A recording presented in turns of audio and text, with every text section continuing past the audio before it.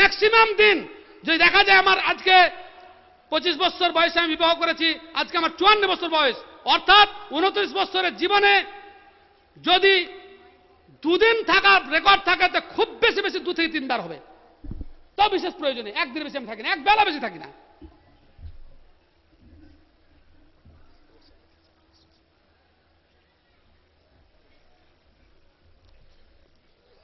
আমার দায়িত্বে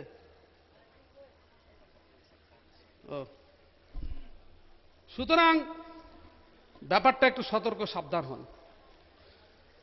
শ্বশুর বাড়ি ভাই কম যাবেন, খরচ কম করান। আমি বলছি না শ্বশুর আপনার আত্মীয়, আপনি যাবেন না, এটা কথা ঠিক নয়, কিন্তু গিয়ে জুলুম করিয়েন না। 2-4-10 দিন থেকে গেলেন, এইভাবে থাকবেন না, বরং বউকে নিয়ে আসেন। বউকে রাখবেন না ও বাড়িতে, বেশি বেশি করে এখানে রাখুন।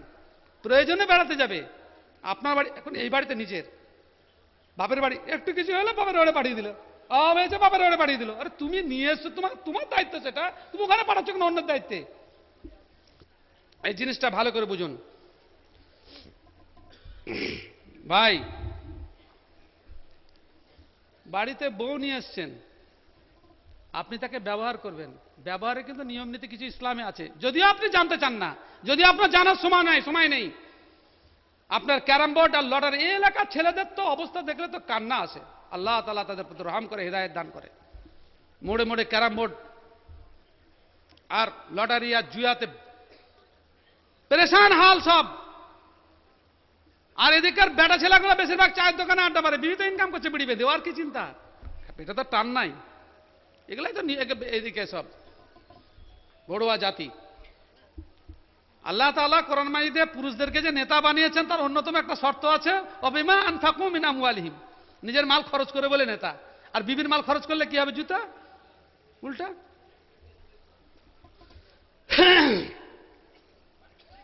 বিবিকে ব্যবহার হচ্ছে, হাদিসে আছে রাসূল কারীম সাল্লাল্লাহু আলাইহি ওয়াসাল্লাম বলছেন, নতুন জানোয়ার হোক বিবি হোক যা হবে, প্রথমে ঘরে ঢুকলেই প্রথম দর্শনে তার কপালে হাত দিবে, হাত দিয়ে দোয়া পড়বে, আল্লাহুম্মা ইন্নী আসআলুকা খায়রাহা ওয়া খায়রা মা ফিহা ওয়া খায়রা মা জাবালতাহা আলাইহা ওয়া আউযু বিকা মিন শাররিহা ওয়া শাররি মা ফিহা ওয়া শাররি মা জাবালতাহা আলাইহা, আও কামা ক্বালা আলাইহিস সালাতু ওয়াস তাসলিম।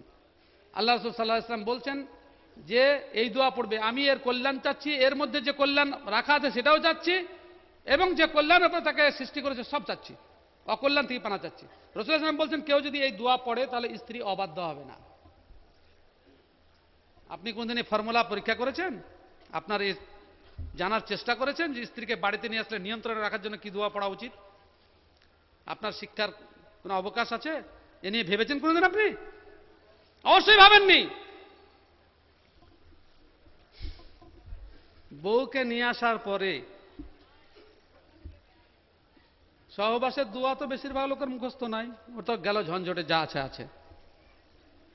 শয়তান তো সাথে যায়, কার বিচনে যে ছেলে হয়তো আল্লাহ পাকি ভালো জানে। কারণ হাদিসে আছে যে সব দোয়া না পড়লে শয়তানও সাথে, হাদিসে আছে তো নাকি স্যার? সহবাসের দোয়া না পড়লে স্বামীও যায় শয়তানও যায় একসাথে, কার বিচনে ছেলে হয় আল্লাহ জানে। ছেলে ভালো করতে কি হবে? কিন্তু সব থেকে বড় কথা হচ্ছে যেটা, সেটা হচ্ছে সহবাস করে গোসল না করা। গোসল করা কেউ দেখতেই পায় না, যে 7-8টা ছেলের বাপ দেখতেই পায় না কেউ। না বেটা বাপের দেখতে পেয়েছে, না বাপ বেটা দেখতে পেয়েছে, দুজনের সমঝোতা ভালো আছে। হায় হায়, এ কি ইসলাম? এ কি মুসলমান? কি বলবো, কোন ভাষায় বলবো? আরে রাসূল করিম সাল্লাল্লাহু আলাইহি ওয়াসাল্লাম উম্মতের সব থেকে বড় মুসলিহ এবং খায়রখা কল্যাণকামী, তার আদর্শ কে আল্লাহ তাআলা উত্তম আদর্শ বলে চিহ্নিত করেছেন। কোরআন মাজিদ তাকে সার্টিফিকেট দিচ্ছে, ওয়া ইন্নাকা লাআলা খুলুকিন আযীম, উন্নত চরিত্রের উপরে তুমি আসীন হে মুহাম্মদ। একদিন সহবাসের গোসল করা হয়নি, ফজরের নামাজে ইমামতি শুরু করে দিয়েছেন। আমরা মৌলভী সাহেব হলে চালিয়ে দিতাম, ধরা পড়ে যাবো যে চালিয়ে দিতাম নামাজ, যা হবে তা হবে। রাসূল করিম সাল্লাল্লাহু আলাইহি ওয়াসাল্লামের ইমামতি অবস্থায় মনে পড়ছে ফরজ গোসল করা হয়নি। রাসূল সাল্লাল্লাহু আলাইহি ওয়াসাল্লাম কি বলছেন? মাহালান আলা রিসলিকুম, ঠিক এইভাবে দাঁড়িয়ে থাকো, আমি আসছি। গেলেন, ফরজ গোসল করলেন, ফিরে আসলেন, জামাত শুরু করছেন। সাহাবায়ে কেরাম বলছেন, রাসূল সাল্লাল্লাহু আলাইহি ওয়াসাল্লামের মাথার দিকে লক্ষ্য করছি, টপ টপ টপ টপ করে পানি পড়ছে। আমরা ভেবে নিলাম যে আল্লাহ রাসূল সাল্লাল্লাহু আলাইহি ওয়াসাল্লামের জানাবাতের গোসল ভুলে গেছিলেন। 5টা 6টা 7টা ছেলের মা বাপ পেটকে নিয়ে ঘুরে বেড়াচ্ছে, আর পেটে যে এমন করে কোত্থেকে যে সন্তান এলো, এর হিসাব কেউ লাই না যে তোদের তো কোনদিন গোসলে দেখলাম না, তো সেটা কি করে হলো রে? এই প্রশ্ন কি একবার বিবেকে জাগে না? ফরজ গোসলের কোনো নাম নেই, মনে করছে যেটা লজ্জা। আরে কোরআন এবং সহিহ হাদিসকে না মানা আল্লাহকে দেখে লজ্জা করো। আল্লাহ তাআলা রাসূল সাল্লাল্লাহু আলাইহি ওয়াসাল্লাম বলেছেন, ইস্তাহিয়ু মিনাল্লাহি হাক্কাল হায়া, আল্লাহকে দেখে লজ্জা করো যেভাবে লজ্জা করা উচিত। ফরজ গোসল দেখে নেবে তার লজ্জা, তো ছেলে কি করে হয়েছে? ওটা লজ্জার নয়। রাসূল করিম সাল্লাল্লাহু আলাইহি ওয়াসাল্লামকে জিবরিল একদিন বললেন যে অমুক সময় আসবো, এলেন না। রাসূল সাল্লাল্লাহু আলাইহি ওয়াসাল্লাম খুঁজতে লাগলেন যে কি কারণে এলেন না। জিবরিল তো কথা ফেল করেন না, কি কারণে এলেন না? ঘর খুঁজতে গিয়ে দেখছেন ফি নাহিয়াতিল বাইতে জিরবু কালবিন, ঘরের এক কোণে কুকুরের বাচ্চা। তো বললেন যে ঠিক এই দুষ্টের কারণেই ফেরেশতা আসেননি, নাপাক জিনিস। আমরা তো কুকুর কোলে কোলে বাড়াইছি, মানে আল্লাহ রসুলের নাপাকিটা খুব স্পর্শকাতর ছিল, চট করে নাপাক হয়ে যেত। আর আমাদের তো মানে বুঝতে পারছি হারকিউলিস বাড়ি, কুকুর কোলে নিলে আমাদের কোনো সব কোনো ব্যাপার নাই। রাসূল করিম সাল্লাল্লাহু আলাইহি ওয়াসাল্লাম কুকুরটাকে বের করে দিলেন, পানি ছিটিয়ে দিলেন, জিবরিল এসে হাজির। তো রাসূল সাল্লাল্লাহু আলাইহি ওয়াসাল্লাম বলছেন কি ব্যাপার, আপনার তো অমুক সময় আসার কথা ছিল, কেন আসেননি? তো জিবরিল উত্তর কি জানেন? ইন্না মা, হাদিসের বিভিন্ন শব্দ এসেছে, ইন্না মাআশিরাল মালাইকা লা নাদখুলু বাইতান ফিহি কালবুন আও সুওয়ারুন, আর একটা নাজ আছে আও নাজিসুন, আমরা ফেরেশতার দল এমন বাড়িতে প্রবেশ করি না যে বাড়িতে কুকুর থাকে, জীবন্ত জিনিসের ছবি থাকে, অথবা অপবিত্র কোনো মানুষ থাকে। যার উপরে ফরজ গোসল ছিল, ওর ছাড় আছে ফজরের আজান পর্যন্ত, তারপরে যদি অপবিত্র থাকে সে বাড়িতে আমরা প্রবেশ করি না। রহমতের ফেরেশতা যাদের বাড়িতে ঢুকে না, সে বাড়ির ছেলে পেলে ভালো হবে?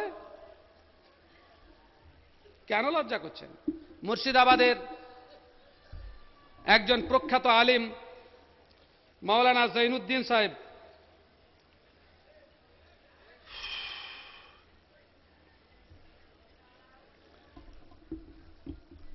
উনি মারা গেছেন, আল্লাহ তাআলা তার আল্লাহুম্মা গফির লাহু আল্লাহুম্মা আরহামহু, আল্লাহ তাকে ভালো করেন।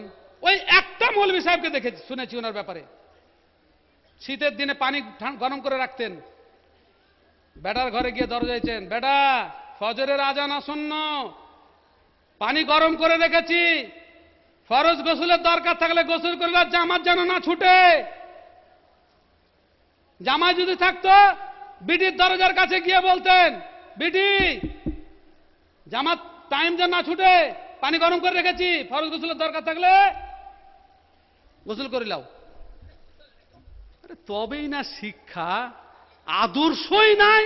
অপবিত্র অবস্থায় থেকে থেকে মন অপবিত্র, দেহ অপবিত্র, পরিবেশ অপবিত্র, সবকিছু অপবিত্র, ঘাসে ভর্তি হয়ে গেছে। আর মৌলবীরা ওয়াজ করে চলে গেছে, ওখানে ধানের গাছ বেরোলে কেমন করে হবে, ঘাসে তো জব্দ করে দিয়েছে, যেন সমাজ সোসাইটি পরিবর্তনই হচ্ছে না। আলেমরা কিছুই বলছে না, ঘাস নেড়াবার চেষ্টাই করছে না। ব্রাদারান ইসলাম, খুব দুঃখজনক ঘটনা। ইসলামের কিছু বিষয়কে মৌলবীরা বলছে এটা পাবলিকের সামনে বলার নয়। এ কেমন কথা? ইসলামের কোন জিনিস আর পাবলিকের কাছে বলে না, কিছু নাই, বাপ বেটার কাছে শিক্ষা, সকলকে শিক্ষা দিতে হবে। বড় আশ্চর্যের বিষয়, আপনি আদর্শ হবেন না, আপনি শিখাবেন না, শিখবে কি করে? সুতরাং আমাদের বর্তমান সভার সভাপতি আনওয়ারুল হক ফাইজি সাহেব আলহামদুলিল্লাহ এমন এক এলাকার অধিবাসী যেখানে গলিতে গলিতে বড় মাদ্রাসা, আমাদেরকে বাইরে থেকে আমদানি করার কোনো প্রয়োজনই